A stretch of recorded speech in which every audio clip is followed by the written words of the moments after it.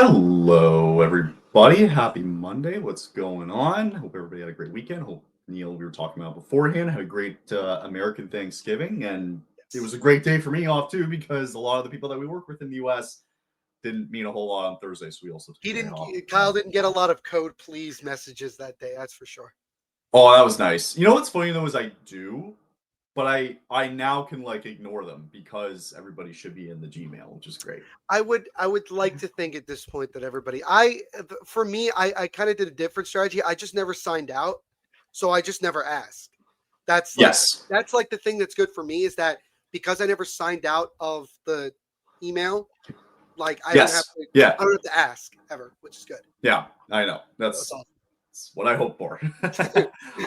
Overall, good weekend.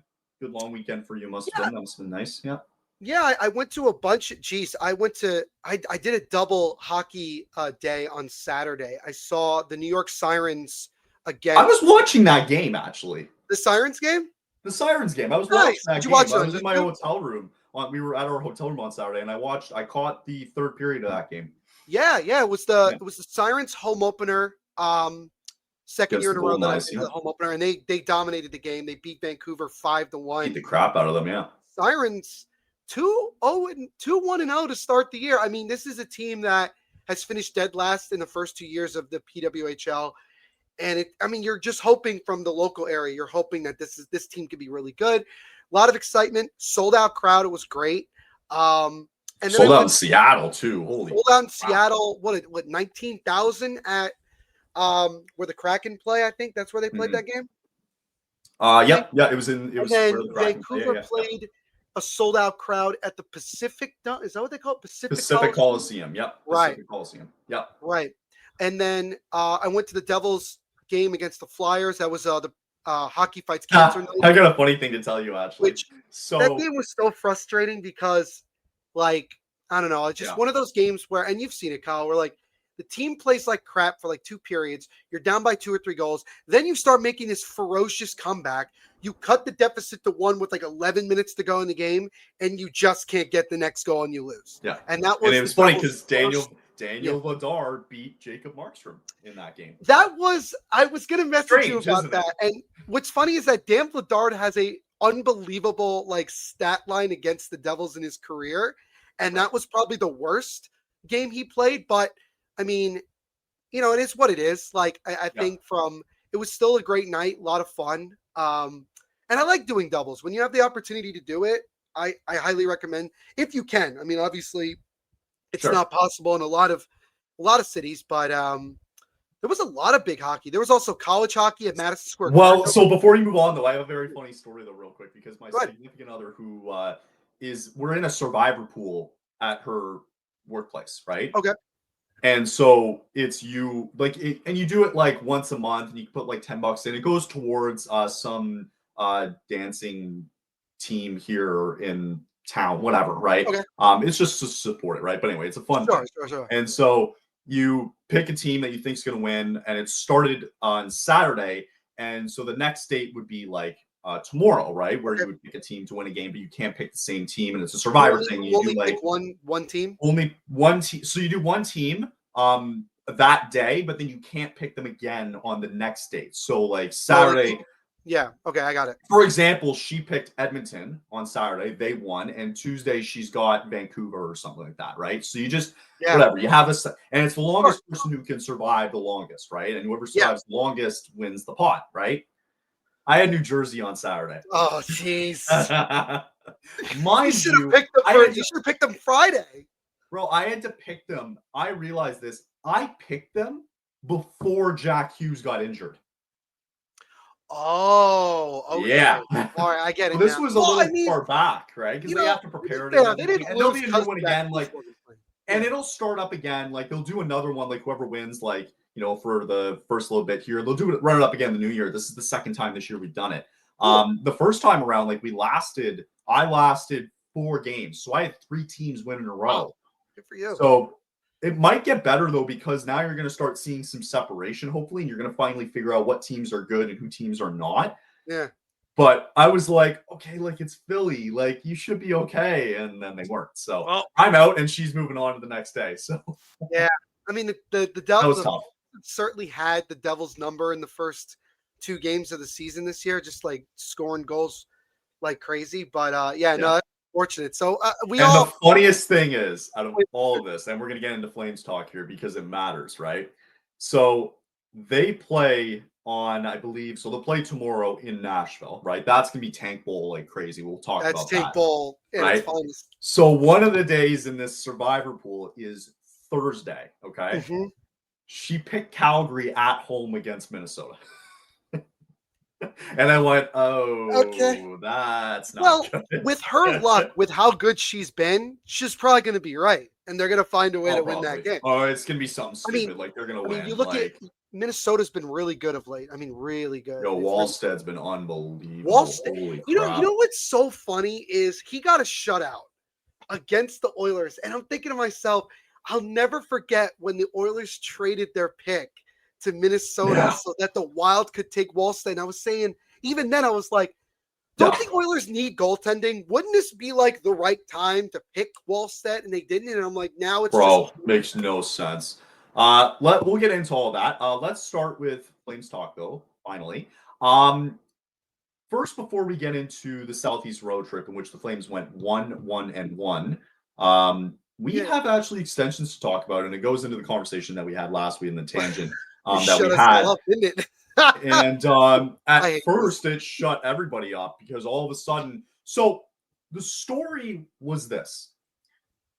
And this is pertaining to, for those who can't see, Craig Conroy got extended, as well as President of Hockey Operations Don Maloney, Senior VP of Hockey Operations and Assistant General Manager Dave Nonis, and VP of Hockey Operations Brad Pascal. All got extensions for 2 years. Most notably, though, it was Craig Conroy, right? So everybody was saying this like last week and the week before, and this was coming after Don Maloney's comments, right? So he does the interview with Eric Francis, right? And comes out on Sportsnet, and everybody's pissed. Everybody's saying fire Don Maloney, right? The extensions come out, right? Days later, last week, right? And you messaged me about it to let me know. You were the first one to tell me that. I was doing dishes. I was doing dishes, and I got Siri telling me in my ear, Neil Villapiano says Craig Conroy extended. Hilarious, right? So I'm like, oh shit, no way. So we find that out. But the stupid thing of all this was this. These extensions were signed months ago. Oh, yeah. About 2 months ago. Oh, yeah. Before the season started, the extensions were in place. And they chose late last week to decide, you know what, I think we'll decide to announce it now. The timing is crazy. Right. So my question to you to start this conversation is why? Why now? I have a good idea as to why. I have an idea. I think ownership was not entirely thrilled with the way Don Maloney went about that interview with Francis. And I think that the reaction that Flames Nation had to that, including us, sure, I think definitely made Flames ownership uncomfortable. Especially Murray Edwards specifically. Yeah. Right. But I was going to say with Craig Conroy specifically, because we were talking about it, we were saying, you know, this trade deadline or even leading up to it is going to be fascinating because how Craig Conroy goes about this may ultimately determine his status moving forward with the Flames. Well, now, basically, what I'm seeing from this is this. Either one of two things, Kyle. Either one, Craig Conroy is totally content with doing whatever Don Maloney and co tell him to do, or they simply just wanted to get the monkey off, get like the pressure off of their back and this negative attention so that Flames fans could go, oh, well, that's good. We keep Craig Conroy. Because the other three guys, they didn't need to be extended. They haven't proven to me anything that they deserve to be here. But again, it goes back to us saying last week, the old boys club. That's where a lot of this comes from. And so it is. The timing is so It's so It's funny. pathetic, the timing of it, man. It's sad because we're not stupid. None of us are stupid. We know why this happened. And Elliot Friedman talked about it. I swear he talked about it. He goes, He did. He said something along the lines of like, the timing is really interesting. And you could tell by the tone of his voice, he knows as well as all of us know that like, it's bullshit. If that interview with Francis doesn't happen, does this get announced? I wonder. Right. So, but here's my thing. The extensions were already in place. It was a done deal before the season began. Sure. So what are you waiting for? Yeah. Like what? Like, okay, so let's hypothetical here for a second. The Flames have a great start to the season, right? You announce it late last week, let's just say, right? Sure. Oh, all of a sudden Murray Edwards is a genius, right? Oh, we all look at like, oh wow, like these, like, you know, they all deserve it, right? This was clearly after what Don Maloney did, right? They were waiting for the right point to announce it, right? Sure. Like, and either way, it was basically what this was going to do, because we're not dumb, is it was going to either go two ways here. It was going to get fans really excited based on if they had a great start to the year, right? Right. Or where we are in reality today is fans were going to be pissed off because Don Maloney was an idiot, and that's taken out of context here for a second. Or you're going to get fans who are kind of left scratching their heads and looking for more answers. It was great that Craig Conroy got the extension. Right. Fantastic. Right. And I think well-deserved. He needs to have an extension. He needs to see this through. Right. Sure. Unlike some people in college football that we just talked about. Oh, jeez. But with this, why the rest of them? Why do the rest of them deserve the same pedestal as Conroy? Doesn't it? Of course it does. So the only way we're going to find out an answer to this question is why now, is we're going to have to wait. Because like I said last week, it's going to matter what they're going to do here, right? Yeah. Now, so you get the extension done. Now we're going to find out. Okay, so he gets the extension done here. Who's he really following here, right? Is this all his doing here, or is this all going to be from behind the ears? Because last thing, and I'll switch it back to you. Sure. When the extensions were made, I feel like I'm all over the place here. I can't get my point across. They had, okay, so here it is. With Craig Conroy's interview, after the extension was announced, okay, they talked to Craig Conroy, and they also talked to Don Maloney again after the extensions were made. Right. It sounded like two completely different conversations here. Mm-hmm. Because Conroy's always alluded to the fact that we need to work through the draft and we need to work through getting our young players inserted into the lineup here. While Don Maloney, on the other hand, wanted 35-year-old Nazem Kadris. Yep. So we're about to find out whose path are we really following here. Is it Conroy's, right? Or is it going to be Don Maloney's, right? Right. Who's going to have more of a say here, right? So I think that's going to be, for me, it's still going to be the most interesting part here, right? Because clearly you have two sides that are not with each other here. And these extensions were made before any of these comments were made. So these were made months ago. So I'm curious, we're all curious just to see where this is going to lead to and how this team is going to be managed in the next few months. I'm trying to find it in the interview that we talked about last week. Don Maloney said something about Craig Conroy, and it was kind of telling. Okay. Well, it's confusing. It's confusing to me because on the one hand, you know, he was saying basically that, like, we're still evaluating everything. We're trying to figure out what the next step is, and we like what Craig has done. and things like that, but we're still evaluating. And it was like, if the extensions were made months ago, why are you speaking like you're still not sure if Craig Conroy is the guy that you want moving forward? If you like what he's done, why are you then saying we're still evaluating everything? And you know what? That's exactly. You know what? Actually, you That's totally hit the nail on the head there. Yeah. We talked about it last week. We went through his whole interview, and Don Maloney was not. God, you're so right on this. He was not going to comment on Craig Conroy's. Why haven't you extended him yet? Yeah. He wasn't willing to. He barely said 5 words about it. Well, mind you, he knew that the extensions were coming because everything was a done deal, right? And like, he could have said something there. Why not? It wouldn't have been a bad thing. It would have been a bad thing. Like, we have the utmost confidence in Craig Conroy in the present and in the future. That way, you're not saying anything, but you're also still saying something. By you saying we like what Craig Conroy has done, but we're still evaluating.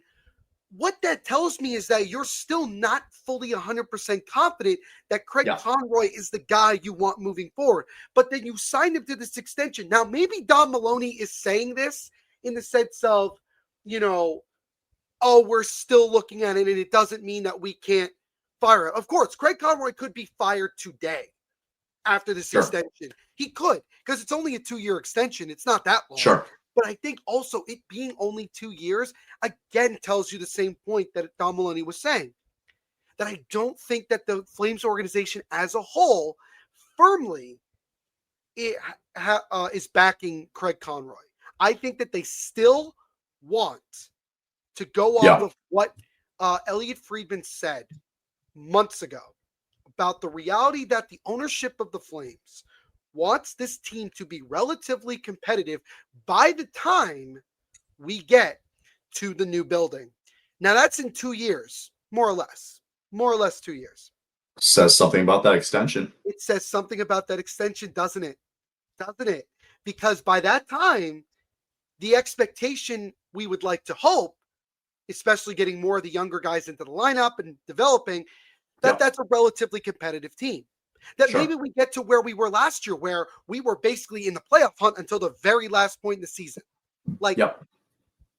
Again, I'm not against extending Craig Conroy. You and I have been advocates for Craig Conroy to stick around since the beginning. See this through. The problems that we have is this. Why are the other 3 numbnuts all being extended at the same time for the same length, by the way? Yeah. And why did Don Maloney speak like they're still not sure that Craig Conroy is the guy? If this extension happened over the week after this interview happened, okay. Sure. Then I see what we're talking about here. But this was signed months ago. This was determined months ago. So why now? And the answer is simple. They wanted to cover for what Don Maloney said in the interview with Eric Francis. We're not stupid. To put put a brave face over it and be like, oh, look at us. Aren't we doing good, Flames fans? And it's like, you did one good thing, right? Like, everybody was clamoring about a Conroy extension. Okay, that's great. We don't want the other numbnuts here. We didn't ask for the other 3 to get extended. I want to punch Dave. Oh, man, what I would do to Dave Notice, man. I can't stand him. He sucked in Vancouver. He sucked in Toronto. He gives no value. I mean, like how many? At least he works under Craig. At least here he works under Craig. He's not the one making the decisions. At the end of the day, don't think for a second that Notice isn't trying to give him advice. Right. He doesn't have to take it though. Of course. So the only man and you see, like, it's funny. Is it me, or when you look at the graphics here, right? For those of you who can't see, it's Don Maloney on the left, Craig, Dave, Pascal.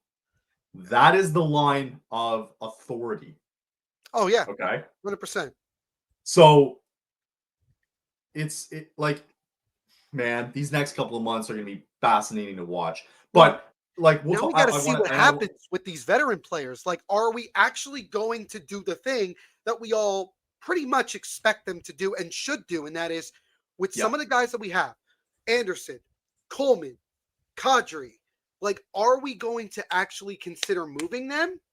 or now we going to keep them because we want to stay relatively competitive? Like, Sure. You don't want to be in that mushy middle. We said it last week. You don't want to be in that middle where, like, you're not good enough to make a run, but you're not bad enough to at least secure top picks.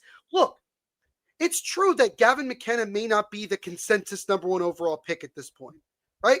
That doesn't mean he still won't be. I think in some people's eyes, he still probably is number 1, but I understand why not. Don't you think that Flames fans would want to have the opportunity to draft one or the other at some like this next year, in a year where we have been so dog water with scoring and trying to even be relatively competitive? Like, that should be the ultimate prize right now. And you have to think long-term when you're in this position. And I do agree that I think 2 years, I think, is a good amount of time to get more young players into the lineup, develop, and get to the point where we open up that new arena and this team can be relatively competitive. But if the ownership and Don Maloney continue to meddle with this and make it more difficult on Craig Conroy, this team will be stuck in the mushy middle and they'll be forever mediocre. Yes. Forever. Right? Like, you don't want that. And I wouldn't blame Craig for leaving, if it's his decision after 2 years from now, because if you look at the line, he has to answer to Don. Don has to answer to Murray Edwards. So it's just this. Murray Edwards decides if a guy's going to go or not. I mean, Murray Edwards said out loud, Kadri's not available. And I'm like, you're a moron for saying that publicly. Yeah. Because tells me he doesn't know anything about the NHL. Well, so and it's like, you have a valuable asset here as a third line center who has multiple years left on his contract that any team right now, especially cup contending, would be dying to have on their team. Yeah, and exactly. You're like, no, we'd rather keep him. No, we're not at that point yet. Right. What I'm scared of, and I think we'll get into it right now, is what happened last night. And it's fearful because if you're sitting there in ownership, if you're sitting there with Maloney and such, you're going to look at that like, God, what an awful game that was last night. Oh my God, it was boring. 17-15 were the shots the on most goal. Boring game I've ever watched, I swear. Right. And it was right. So it's like, this is what ownership is thinking of here, right? Murray or Don or whatever, right? I know exactly what you're going to They're thinking it in the mindset of, man, we pushed the Hurricanes to overtime, man. That's a cup contender, right? Motherfucker, you didn't score on them last night. You had 15 shots on goal. And then, but they'll take it a step further, Kyle. They'll go, oh, look, we're 4-1-1 in our last 6. We must be doing well. You got, so to recap the road trip, you got boat raced in Tampa. Hilarious. Oh, what a shock. Florida, and this is why we're going to get into him with the thumbnail. Devin Cooley has been nothing short of sensational here. He's and you got to give him full credit here for the way that he's been able to play here in these last 3 games. I give him full marks. He's been absolutely sensational and probably one of the lone few bright spots for this team. And it's funny because you didn't want Devin Cooley as the backup to start the year. You didn't want Cooley. And he shut me up. He shut me up. I thought Bravstead was the better goaltender, and I wouldn't have liked to. I actually now, I'm more of the line of the fact that the way the season should go, it's like, yeah, screw it, give him more starts, right?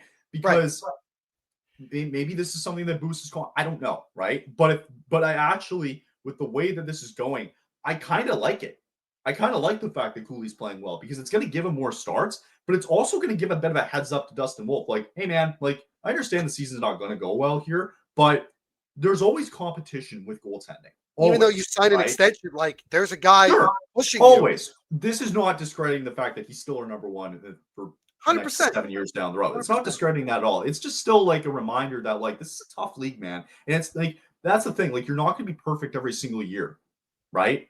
So again, it's great for Cooley. I'm very happy for him. The fact that he's playing well. He certainly shut me up from the beginning of the year. You didn't want him as a backup. You did not. Right. But here's the thing. You couldn't score a goal, right? Doesn't matter. You forced these guys to overtime last night in a fucking 0-0 game. You couldn't score a goal on a kid named, what was it? Bussy. Yeah, Bussy. Right. Yeah. Right. First shutout for the kid. Frankly, this is Carolina's 3rd string goaltender. If it wasn't for Anderson, Yeah, Anderson's and been hurt. Kochetkov. So, yeah, Kochetkov. Right. I mean, right. You literally. couldn't score a goal on him. Nope. You had 15 shots on goal. You couldn't produce offense. And you're going to sit there, and they're thinking about this too. Oh, we got a point from these guys. Man, this must feel good. No, it What? doesn't. No, it doesn't. Dude, if it wasn't for Devin, give the defense credit the last night too. I thought defense was sensational last night for what it's worth. And again, this has been the story of this team for the last year. And the reason why, for 100%. whatever reason, they were in a playoff spot last year is because of the fact that your defense was so good. So let's take a look here. Let's look at the game stats. The one goal that was scored. More importantly, let's look at the game stats here. Pretty even on faceoff percentage. Nobody really had any power play opportunities here, right? Look at the amount of giveaways the Flames had. The amount of giveaways that they had, right, should have resulted in Carolina probably plotting in 2 or 3 goals, right? Yeah. But they were lucky enough that defensively they held. You got to give them credit. They held the fort there for the most part, right? So, and I don't think for Carolina fans, in the way that I was kind of seeing it on socials last night, was the fact that they just weren't shooting enough. They were just trying to maybe be a little too cutesy with it, be a little bit creative, but it's like you got to find a way to just for a team like Carolina and how they're built systematically, like you got to just find a way to get some more shots on goal here. I guarantee you, like if they get 10 more shots on goal, they get 27 shots. I guarantee you they find one more goal. Yeah. You know what I mean? It's hard to play against Carolina in general. It is a lot harder when they're at home, especially with that defensive system, because you have to remember, like, Carolina's not even at full strength on the back end. Like Slavin is still out. But they have guys that fit into that system so well that they could just kind of put guys in and out and everything. But like, you can't look at, like, it would be different if we were in a playoff spot or like being competitive. Yeah, sure, we could take this game and go, yes, we got a point. Sure, we needed to get more shots. But you can't look at where the Flames are right now, look at this kind of game and say, oh, yeah, like we're so close, we're right there. This could happen any night. This literally could happen to anyone. Sure. Like, it's not like the Flames are some exception to this rule that, they somehow escaped Carolina with a point. No, because other teams have not only beaten Carolina, like not only gotten a point, they've beaten Carolina. The Rangers beat them up like last week. You know what I mean? Like it's not impossible. So it's why like we need to start forcing the hand now. Yes. Forget the feelings at this point. Screw it. Like fans are clamoring for Tank Job. From day one of the season here, they are clamoring for it. They love the losses. Keep it up. Rack them up, for God's sakes. And, like, the fact that it goes against what Murray Edwards was saying, too. You need more 35-year-old Nazem Kadris. Oh, right. You guys had 15 shots on goal last night because Nazem Kadri did really well last night. Like, I don't get that. Like, what are you smoking here, right? And again, Anderson, his trade value continues to go up. I thought Anderson actually had a good night last night. Anderson was really good. Honestly, the defense as a whole was very good. And I've never questioned this team's defense. I think defensively, like, you're going to have bad nights. I get that. But defensively as a whole, I still think the Flames, like, on paper, and once Perek gets back after the World Juniors, like, you can still make, this is a good defensive unit you can still make here, right? The problem is, it's always been the friggin' offense that you can't get going. As I think Neil's been frozen. Anyway, give him a minute to come back. Man, it's just, oh, there he is. It's just so frustrating to see. My Wi-Fi sucks. This is how frustrating I am. Yeah, so I mean, as a whole, okay, so then let's move on to last question here before I go to break. What do you take away from the road trip that we just saw? You get boat raced in Tampa. You win against a Florida team that's banged up. It's had a tough start to the year, right? Maybe they're having it they're having it their way, and I don't think people maybe are certainly surprised by it. And then you have what you saw last night, what we just talked about in Carolina. What do you take away from the 3-game road trip here? If anything. Yeah, I heard it. No, I heard it. My answer is simply this: I don't take anything from this road trip. Like it's a bag of like whatever, right? Because you had three Sure. different results. And yeah, sure, you got what, 3 out of a possible 6 points. So like I guess there's a positive in the sense of like you had a productive road trip. Right. But overall, I don't really see. And yeah, Neil's Wi-Fi is cutting out a little bit here. Yeah, so we'll give him a second. Now dude, you know what? I'm switching to my phone. I don't feel like doing Okay, this. go to your phone, come back. Let me go to my phone and then I'll come back. Okay, we'll let him. I'll take him out for a second. I'm gonna go into a break here. We'll let him figure that out here for a second. So we'll get into a quick break here. He'll come back. And we'll come back on the other side here. We got some Olympic news as well. We'll continue to talk Flames here after the break. Turkey, touchdowns, and takes. It's Thanksgiving, and the action doesn't stop at the dinner table. Feast on some winnings this holiday with Pick 6, DraftKings' newest pick'em game. Just pick more or less on 2 or more player stats. It's that simple. Pick 6 brings you the upside on other pick'em sites can't touch. The better you perform, the bigger your payout. And it's available in most states, including Texas, California, and Georgia, and more. Download the DraftKings Pick 6 app now and use code THPN. That's code THPN. New DraftKings customers can play just $5 and get $50 in Pick 6 credits. You make the call, ride the upsides in partnership with DraftKings Pick 6. The crown is yours. And if you have a gambling problem, you can call 1-800-GAMBLER. Help is available for problem gambling. Call 888-789-7777 or visit ccpg.org in Connecticut. Must be 18 plus. Age eligibility restrictions vary by jurisdiction. Pick 6 not available everywhere, including New York and Ontario. Voided where prohibited. One per customer bonus awarded as non-withdrawable Pick 6 credits that expire in 14 days. Limited time offer. Terms at pick6.draftkings.com/promos. As we will now get to our chat here about Rakuten. Are you securing the web for the best Black Friday and Cyber Monday deals? Stop it.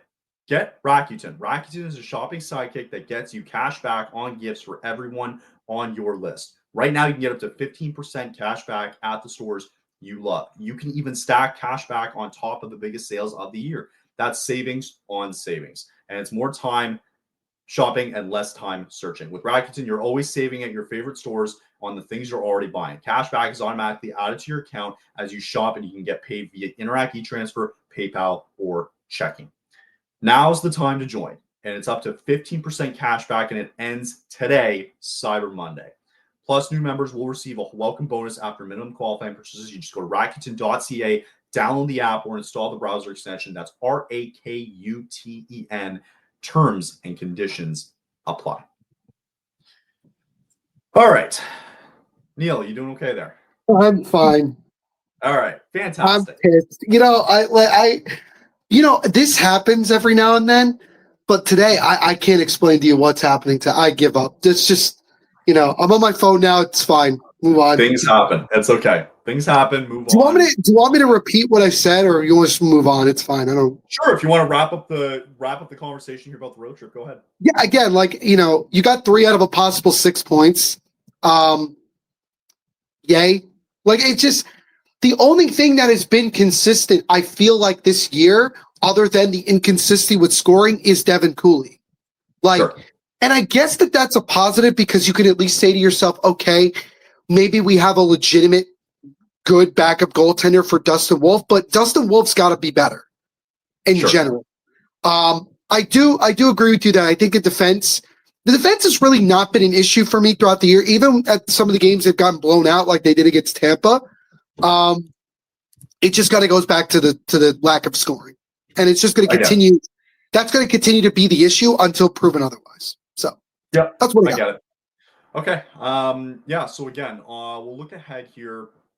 Tomorrow is going to be Tank Bowl, as the Flames will be taking on the Nashville Predators, and again on Thursday you get the Wild coming to town as well, to Minnesota taking on the Flames on Thursday. I think this, to me, it's like such a big game on Tuesday because you just want this team to lose. You want Nashville to just leapfrog here. Very toxic organization over there right now in Nashville, based on the fact that they want to get rid of Stamkos and Marshall. So now free agent signings were a disaster, and apparently Barry Trotz does not know what he's doing. Yeah, I mean, look, it's one of those classic things where just because the guy was a great coach doesn't necessarily mean he's going to be a great executive. There are guys that just believe that they just know what they're talking about, that they can go in and do someone else's job better than what their boss was doing, right? And in this situation with Nashville, I mean, the smartest thing they can do is just rip this to shreds. And I think the problem is that you're going to have to retain so much money from Stamkos, from Marchessault, from other guys like that. I think you legitimately do have to look at moving Yusei Saros. And the problem that you have is that you had an opportunity to do that even last year when his value was still fairly high. But you've kept him, and now he's had a very rough – he hasn't a rough year, but it could be better. Sure. I don't know how much better he would make the Oilers if he got traded there, which seems like the very likely place he goes. I mean, other than maybe Jordan Binnington. If he goes, sure. If he goes. Well, apparently the Oilers are in on Tristan Jarry, so. Cool. They're going to wonderful. Yeah, absolutely. That makes sense. I mean, they're going to be on everybody. I mean, they're going to be on everybody to replace Stuart Skinner and or Calvin Pickard. Like, it's just, I think for Nashville, like, I don't know how they're going to move this contracts, Kyle. I really don't. I don't know either. Nobody's going to want to take those deals. Like, even at retain, like, what's the most that you could retain, right? 50%? 50, yeah, I believe 50% is the most that you can. So 50%, what is Stamkos even making? Like $8 million? Something like that? Yeah, I believe he's making, I think it's 9.5 if I'm not mistaken. So half of 9.5 is like about 4 something? Like, yes. I can say, okay, the money wise with the cap going up is not a big deal. 4+, but the guy is just not the same player that he once was. Right. And I mean, maybe if he goes to a competitive team, maybe he like finds his form, but I don't think a lot of teams are going to be calling for Stamkos and Marchessault. I don't. Ryan O'Reilly seems like the guy that people are going to be calling for. Yeah, it's true. Really quick before we move on to our last subject here, the St. Louis Blues just posted an hour ago. I don't know if you saw it. Oh, gee. What is happening? Jimmy Snuggling will undergo surgery on his left wrist, and Alexei Torpachenko is week to week after sustaining burns to his legs in a home incident. What's going on? Take care of yourselves, people. Stop having these little accidents. Like, what are we doing here? I know you can't. Sometimes, like, they're accidents. I understand that, but it's like, why is this all happening now? It's ridiculous. Oh my God. Here's the thing, right? With Jimmy Snuggerud, I think it happened during a game, by the way. Yes, it did. So that kind of brings me to actually a very interesting point that I wanted to talk to you about, Kyle, in general. In general this year, there have been a ton of injuries, particularly to key players, right? Like Matthew Tkachuk out until, I think, the end of this month, actually, if we can believe it. Well, that happened during the Stanley Cup Final, but yes. But that happened in the Stanley Cup Final. Sasha Barkov got hurt in practice, literally done for the year. That sucks, right? Yeah, pretty much. There's a multitude of guys that have gotten hurt. And I think I'm starting to figure out what's going on. Other than the off-the-ice issues, which I think the 3 gentlemen that have gotten themselves hurt are all idiots in some capacity or another. Like, they're all freak injuries, but at the same time... Injuries are injuries. Injuries are injuries. I think what we're seeing here, Kyle, is the issue that I have with moving to an 84-game season next year. There are too many games in too many days and not enough time for guys to literally rest their bodies before playing yet another one.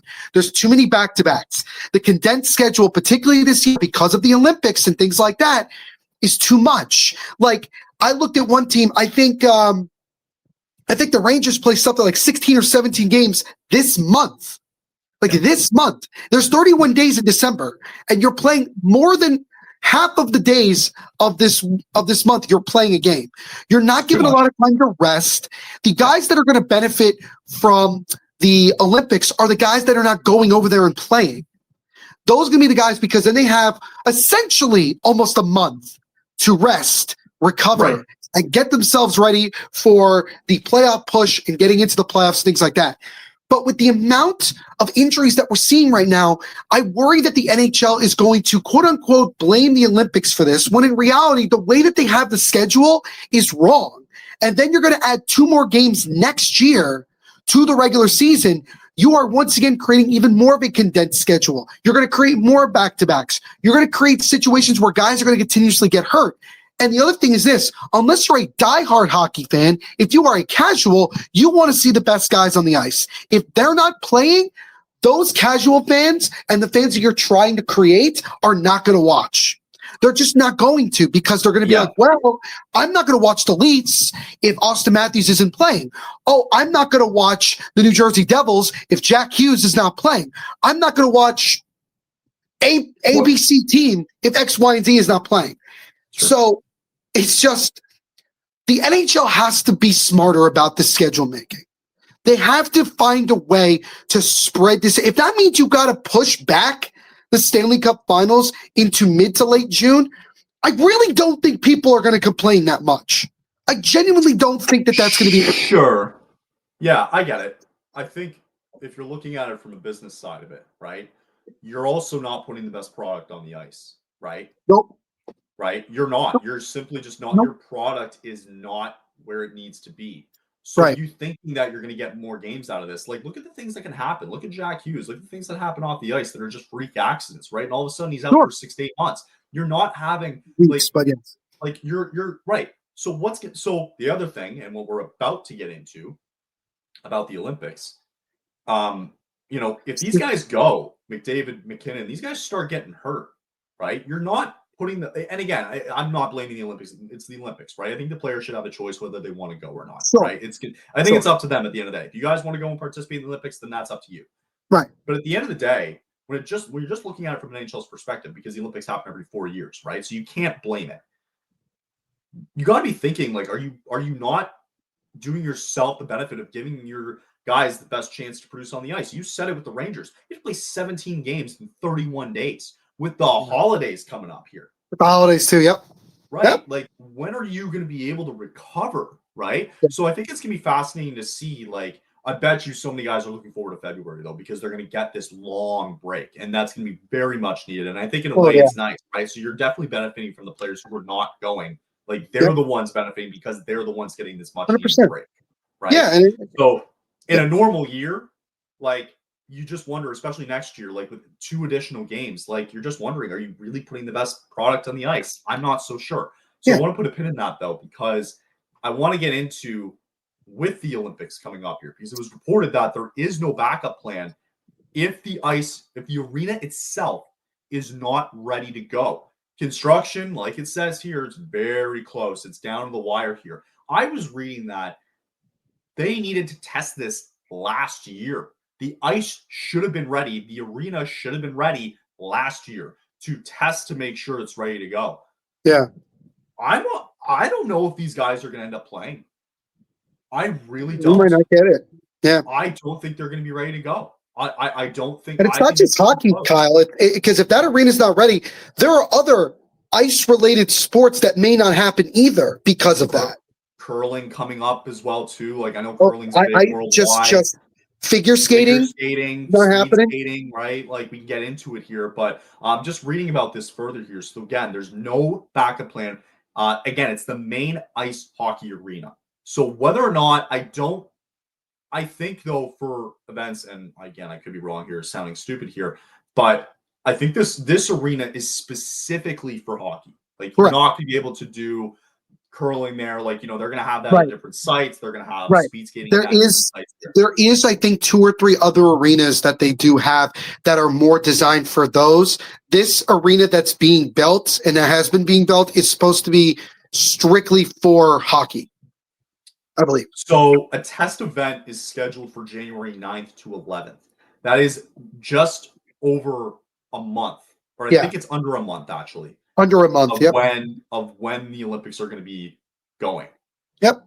So Chief of Operations Officer for the Milan Cortina told the Associated Press that there is no plan B. So necessarily we have to be able to organize the competition in an impeccable manner. The first scheduled game is supposed to be the women's preliminary round, which is supposed to be February 5th. So, like, now we transition the conversation because it matters about players' health and safety, right? And we saw, how this could transition into this. If this thing is not like with that report coming out and it's not ready to go, you wonder how many guys are kind of like, I don't even know if I really want to go to this anymore if it's not going to be ready. Sure. I mean, I don't know, man. Yeah, no, I'm with you. I think that if you're a player in the league, whether you're a star or not, right? You definitely know about this. You know what's going on. You're not oblivious to it. You are definitely going to have second thoughts because you're also going to look at what we just talked about with the amount of injuries to guys just during the regular season of the playoffs. Granted, some of them have been off the ice, and that's weird, but that's whatever. Sure. You're going to sit there and say to yourself, do I want to risk playing on a surface that's probably not going to be 100% where I could get hurt and maybe be out for the rest of the year? Mm-hmm. And that puts my team in a hole. Like, it's a risk that I don't think a lot of players are going to be willing to take, especially if you're a young player who probably will have another chance. Like, I think Sidney Crosby would still do it because he's at the end of his career. Sure. But if you're like McDavid, a Tage Thompson, McKinnon, Makar, Quinn Hughes, Jack Hughes, Eichel, all these guys, knowing that you have a good chance of still being in your prime 4 years from now, do you really want to take that risk this year? Do you really want to do that? And the other thing is this, Kyle, and I find that this is the most fascinating thing to me, right? Shoot. Let's say that hockey doesn't happen. What does that mean for the NHL schedule? What happens then? Because the whole schedule that was created before the year was designed around the fact that for about a month, you don't have hockey in North America. So now do you take the games and you push them forward and try to reset everything? Or do you I don't think it's a good idea either, literally take that whole month off knowing that you're not going to be playing anyway? Bro, the amount of revenue you're going to lose from that, bro, you won't lose so much revenue. You're in February. So, yeah. And like, I agree with what you say there too. Preseason. I want to look at it a bit from like an economic standpoint, right? For the Olympics and the World Cup, right? Because these are two organizations who run non-for-profit, right? So what I hate, listen, as much as I like the Olympics, as much as I like, the World Cup and when that's coming this summer as well too, right? Why the hell are we putting it in places where there's no arena ready to go? Like, there's got to be like it's not that hard. You don't need to build, like, seriously, with the Olympics here, with 16,000 seats getting made here, like, okay, what? It's going to be made here for a month and then nobody's going to use that arena. Who the hell is going to go and use that arena moving forward? I don't understand, like, in Italy of all places, like, why are you building a 16,000 seat arena when you're not, like, the only times you're going to be able to try to sell them out are if you ever get like a World Junior bid, a World Hockey Championships event. Yep. I don't know. Like, when are you going to be able to suffice that? I go back to, and I want to give you an example here. Sure. 2014, when the World Cup was in Brazil, right? Mm. There are stadiums being used to this day as bus parking lots. They are financially in a wreck right now in Brazil, right? Yep. So I don't understand, like, it's great to have the Olympics and stuff like that, but just, like, damn it, like, have this somewhere in the US, have this somewhere in Canada, have it somewhere, go to, I don't know, go to, what else? Sweden, right? Look at the big places, like Finland, Russia again. Well, maybe not Russia, but maybe not Russia right now. Kazakhstan, for God's sakes, probably has something, right? But like for a team, Slovakia, right? But it's like you also knew this too, like 4 years, like however many years ago it was announced that this was going to be a venue for the Olympics. Why is this down in the last minute? What? Like, you couldn't make do you think it'd be good enough to maybe half the size of that, make 8,000 seats? Like, I think that's good enough. Don't you? Like, I just don't get it. Like, I don't know. To me, it doesn't make a whole lot of sense why they need to build a 16,000 seat arena when this is the only time it's going to be used. Right. And I think, with the World Cup coming to North America, I mean, it's easy for North America to do it because they already have these stadiums that are still being used by other teams. So it's not a big deal for them to do that. It's easy for them. But you're absolutely right. Like it's a really frustrating situation. I think of like I think of the last World Cup that was in Qatar. The amount of stadiums that they built that are not even being used right now, and it's like, what was the point? Like, I get it if you're building a stadium or two because you need it, and then you're going to use it for other things. Fine. So it's being used more than once. But in this situation with a stadium like this in Milan, I don't remember when Milan got the approval that they were going to be hosting the Olympics, but you would have thought that they would have had a plan before they even got picked that said, this is how we're going to make everything. And this is how long it's so the last time that Italy had this much attention when it centers around the sport of hockey was 2006 when Torino. Yeah. Right? How far are you from Torino? Where's that stadium at? Like, how's that doing? Could you not just use that? Why do you feel like you have to make a whole brand new effing stadium in a country where hockey is primarily not really recognizable there, where it's more soccer and the only area that Italy is known for hockey is in the north near Switzerland. I was going to say the north in the mountains, right? Like that's it. There is no like people in southern Italy are not playing hockey. It's just not. It's not a thing. It just and I'm not trying to crap on people who live in Italy that are hockey fans. I'm not. I'm just saying that comparatively to other countries, especially the majority of them that are playing in the Olympics, those are hockey hotbeds.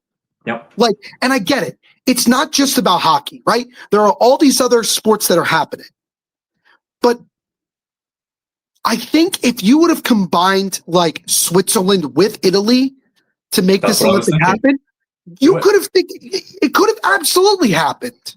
And honestly, as much as I'm giving the World Cup credit here to FIFA, like it's kind of the right thing to do when you're doing this Canada, US, and Mexico mix here, right? The only thing I have to say is that Toronto is not going to be ready for this. Like BMO Field is a joke compared to all these other World Cup venues. It's a joke, and it's going to be pathetic, and I'm not going to go. I thought I heard they were going to try to use Rogers Center for some games. No, because the field doesn't. It's not up to par. The field, no, it's not going to work. I've seen football played there. I remember when they used to have like the International Bowl for like college football at the Rogers Center. I remember that. Oh, and that's also where like the CFL Argos, like that's where they played there for a while. Back like 20 years, like 10, 15 years ago. Yeah. Right. So I think like. Yeah, so BMO is it's ridiculous. It's not going to be ready to go. But back to my point, like that's what needs to be done, right? You needed to combine Switzerland or whatever to come in and be like, hey, like we got arenas ready to go. Like, nobody gives a nobody gives a shit. Like, just have these guys play on good ice. Don't make a whole friggin' arena where these guys aren't going to use it for the next 20 years. I don't get it. Like, it doesn't make sense. So I think, and honestly, you made a great point there. I didn't even think about it with Qatar last year too, or 2 years ago. Oh, I mean, some countries like these countries that have an absurd amount of oil money and illegal money, if we're being honest, like they will spend it no matter what, just because like that's what all they care about is getting the recognition that like, oh, we're hosting whatever event. Don't need to though. Like you just don't. I know you don't need to, but it's about power. Okay. It's about power and it's about money. I've said this before that FIFA is arguably the most corrupt organization in the world in terms of what they are about. It is. The Olympics is not that bad with this situation, but it's getting there when you have situations like this. Yeah. And I think that the Olympics should look at, and this is weird to say this, but look at the model that FIFA has put out for this North America World Cup. You are including not one, not two, but three fairly big countries with a multitude of areas where you can play these games. And granted, it's just one sport. It's not a multitude of sports. But if you have the Olympics, right? in North America, forget the United States. If you include Canada, United States, and Mexico into a Olympics, shoot, you literally, you have it for days. You have so many places you can take these things, and it would be great. But when you include just one area of Italy, and Italy is a fairly big country in its own right, but 3/4 of the country is in fairly warm weather throughout the majority of the year. Like, I don't get the Winter Olympics in places that are not the winter, like, that are just not winterish countries. And like, well, again, in northern Italy, like it's different. Yeah, but again, besides the point, is Sweden, but you would consider Sweden as a whole a winterish country, right? Yeah, of course. Switzerland, Russia to an extent. Again, Russia, it's right now it's not a good idea. But here's a great example. Again, the last time NHL players played in the Olympics, Kyle, was the Sochi Olympics in 2014, right? They already had those arenas built because they were already using them for other things. So it was easier for Sochi to be like, we can do this no problem because we already have it situated. You bet. When you I don't want to say force, but when you have a country that isn't prepared off the bat for this and they have to create something from scratch or multiple things from scratch, right, you're very likely going to end up creating so much debt that it puts these countries back financially. You mentioned Brazil. They're still one of the most in-debt countries in the world right now. Yeah. And it's not getting any better. And so I worry. I hate saying this, Kyle. I really do, because I love the Winter Olympics in particular, and I love watching Olympic hockey. And you and I have talked about how excited we are to cover the Olympics in hockey. Yep. But if this doesn't improve, I would rather they not go.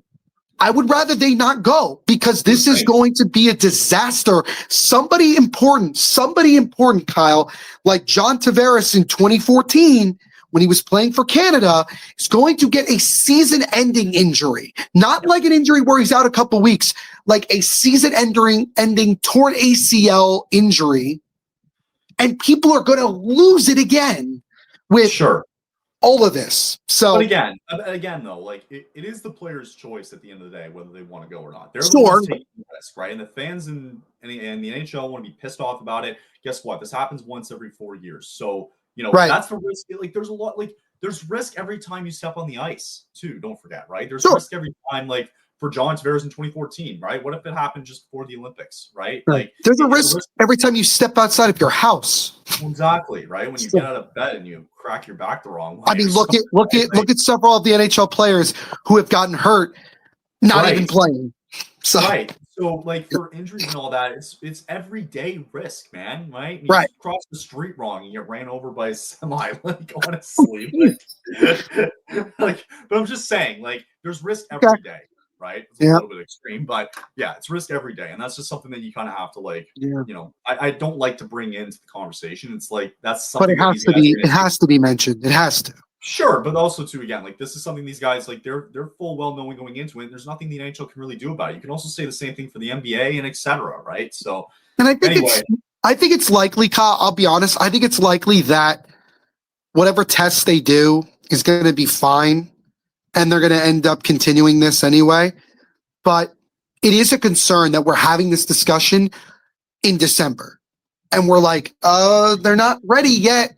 And it's like, well, what the hell have you been doing for these last several years? And at that point, it's like you do worry about guys going in, closer to. If it's not ready, like I wouldn't feel comfortable about sending, like if I'm Gary Bettman, this is my product, right? I wouldn't feel comfortable sending him or sending these guys over there.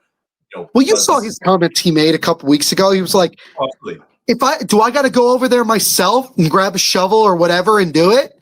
Yeah, like he was definitely pissed off because he's like, "What's going on?" Well, Gary Bettman and the Olympic Committee haven't been on the best of terms. Like the majority of the time, Gary Bettman's been in charge. Yeah. So, like. I'm sure the Olympic Committee wants the NHL players to come because we know the kind of attention that it brings. And I'm sure Gary Bettman in some capacity holds some of the cards here because he can basically say like, well, this isn't safe enough. I'm not sending my boys over there. It just isn't going to happen. And And because full credit to him, right? If he doesn't do it. right. And the NHL is sacrificing revenue for these guys to go over there because we have to remember the NHL doesn't really make a lot of money, if any, during the Olympics. They don't. It just isn't it's just not the way it's set up. But I get frustrated that every year when we get to this point, there's always something that's happening that is making everybody being not fully excited or confident or whatever in this happening. So you bet. Exactly. Yeah. So we're going to hear about this very soon. Obviously, entering December, got 2 more months till the Olympics. Maybe we'll do another 4 nations instead of the Olympics again, Kyle. Well, exactly, right. So anyway, we got schedule looking ahead here. We got about 3 weeks until the Christmas break, which is going to be great. It's going to be super nice to have. We got World Juniors action coming up too as well, so we're going to get into that closer too. We're going to be talking more about Zane Parekh being part of the Canadian World Junior team for the Flames, so that'll be good. Other Flames prospects as well too, mentioning Cullen Potter as well, recent draft pick, who's been on here for ASU, by the way. He's going to be part, I would imagine he's going to be part of Team USA for the World Juniors is my guess. So I think for Flames fans, just to look forward to a little bit, I think this is a World Juniors that you should be excited for because you're going to see the full blunt of Zane Parekh. You're going to see Cole Reshny as well too be a part of this. So I think that's going to be really important for him. And like I just mentioned, Cullen Potter, who's going to be a part of it too. Another name too as well for Team Sweden, Theo Stocksilius, who's the Flames, I believe, 2nd round pick. Yeah. Last year, 2nd or 3rd round pick, can't remember, in the previous draft. So again, a lot of prospects to watch for the Flames coming up, and it's going to give them potential prospects as well. I mean, guys that maybe the Flames end up taking in the draft that we look at and say, wow. I mean, I always think about in the last Olympics when guys like Juraj Slafkovsky and Šimon Nemec had great runs in the Olympics that boosted their draft stock to the point where they were the 1st and 2nd overall pick in their draft year.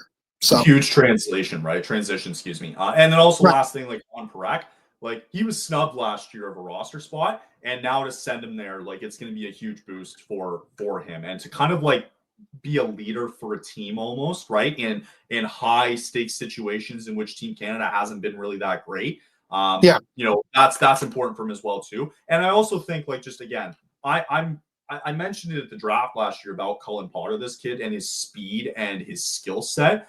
It was second to none, and he's been really good for ASU. I'm really excited to watch him at the World Juniors for the US this year. I think he's going to be a really good kid to watch amongst others as well. And hopefully Cole Reshny has a good tournament as well. So we'll talk about that closer too. We're getting closer to the World Juniors, which should be great. So week ahead, Tuesday, you got the Tank Bowl. Can't wait to see that. And then Thursday night, they're going to be at home to the Wild. Again, 3 weeks left until the Christmas break. Then we're going to take a little bit of a break here, and that'll be all for us for the year at least. You got about 3 more episodes until the end of the year, and we'll jump back in the new year, and that's where things are going to get very interesting. We're going to have a lot more to talk about, man. It's going to be a fascinating next 2 months to watch, and we're going to hear it. So great stuff, Neil. Have a good rest of the week, and again, happy American Thanksgiving to everybody from last week who enjoyed it, and we will chat to you all next week. So thanks again. Later, guys. Soon. Bye. If you like the show, please take a moment to rate, review, and subscribe. It really does help the show to grow. Thank you for listening.